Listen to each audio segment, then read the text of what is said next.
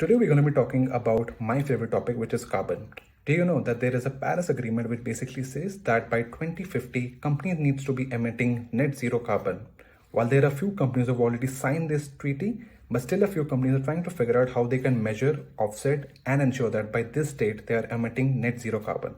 But I think before digging deep into this, we need to understand the three different types of carbon. Yep, there are three types of it. Number one is scope one, which is the directly emission carbon. Taking an example of you burning fossil fuels or wood, so you are directly actually emitting carbon and you have a control over it. The second one is scope 2 carbon, which is basically indirect carbon. Example, that you are using electricity at your home, but there's a carbon that gets actually emitted at the resource power plant. So you directly don't have any control over that. And the last one is scope 3, which is beyond scope 1 and scope 2. And this actually constitutes of 80 to 90% of total carbon that a company actually emits, and the toughest to crack and toughest to analyze for some of the carbon emission leading companies.